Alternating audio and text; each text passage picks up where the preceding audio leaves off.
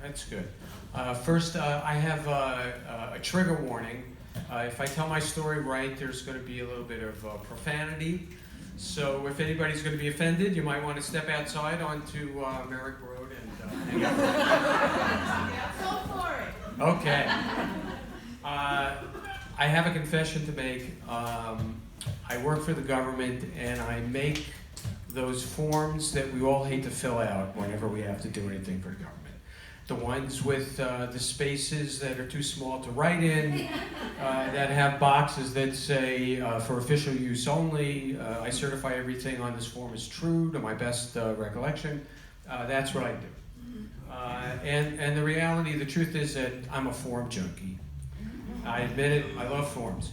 So, and being a form junkie, I'm always on the lookout for new forms. I hang out like a groupie in our division of technology and to see if anything's, coming down the pike. And a while ago, I got wind of a new form.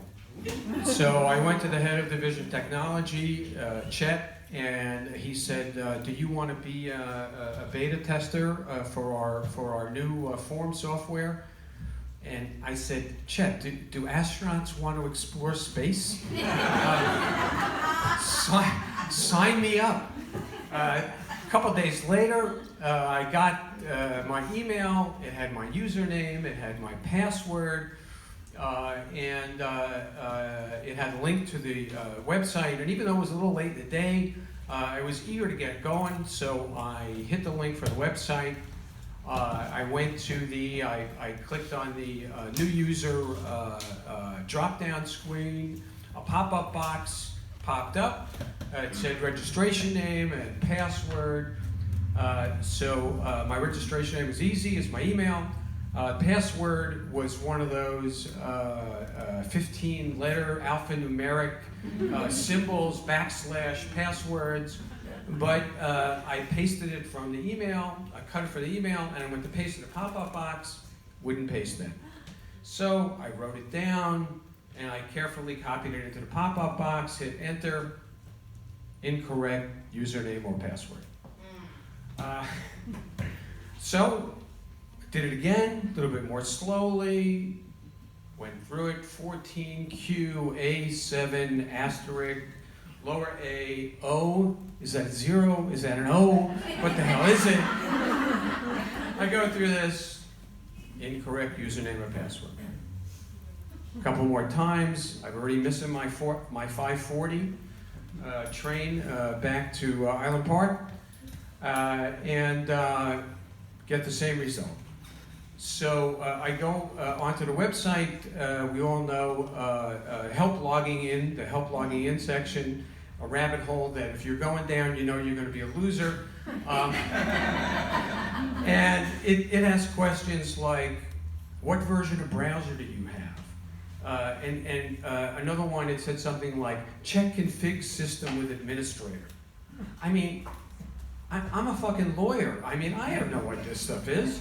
So on the website for EasyForm, which was the software, I'm changing some of their names to protect the innocent, was an 800 number for support. I call up support. Again, you know the drill.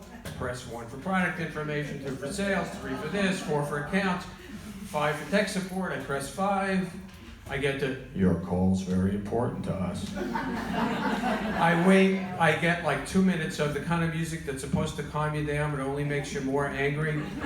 And finally the music stops, I get a click, and I hear this static, and then nothing, and I hear, hello, this is Bob. And I think, oh my God, the call has been cross-routed and I'm now on a suicide hotline. Who is this guy?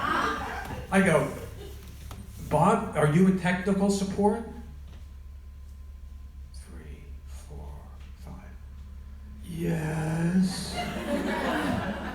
Bob, my name is Gene. I work for New York Agency X. I can't seem to download your software. What do I do? Bob, are you there?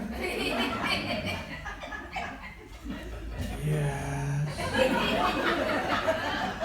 did you use the correct registration name and password? I think so, Bob. Now what do I do? I don't know. I'm like, Bob, I'm beta testing your program for an agency with 15,000 people, and you don't know what the fuck I'm supposed to do? He says, I don't need this abuse. I said, I'm sorry, Bob. I'm really pissed off. And this is the way New Yorkers talk when they're pissed off. So if you can't fix the fucking problem, get me somebody an easy fucking form that can. Click, he hangs up the phone. I figure, okay, it looks like a big company from the website. I call back, go through the whole thing. What do I get? Hello, this is Bob. Now, anybody who's gone through this, who has some experience, I call back and I hit sales, because the salespeople hate to hear if somebody from tech support doesn't help you. What do I get? Hello, this is Bob. So now I'm determined. I'm going to get this guy. It's like I'm going to make the 740 at this point. I hit the drop down. I'm sorry, I hit the drop down. Somebody was playing a harmonica too while I was I hit the drop down, and there's a customer comment section, and I have the actual email, but I'll make it short. I sent an email saying, I just got off the phone with this guy named Bob from your technical support department. This is the worst technical support guy I've ever encountered. Just, call me if you want to let me know. Next morning I come in, I fire up the computer, there's an email from my boss that says, let's chat. I walk in, he goes, did you see this? And I say, I don't know what. He reads me this email. We are glad, dear sir, we are glad that you have sent us a comment on our information line. We hope you can get your software working. However, because of your abusive language, we are no longer going to offer technical support for your company. Sincerely yours, Bob Harlell, Chairman and Chief Executive Officer, EasyForm. So, in keeping with the theme of things for Tracy, did I learn something from this? Has it changed my life? Absolutely. And I'd like to think I have some wisdom and experience in my later years, and here's what I learned. I will never ever trust somebody named Bob again.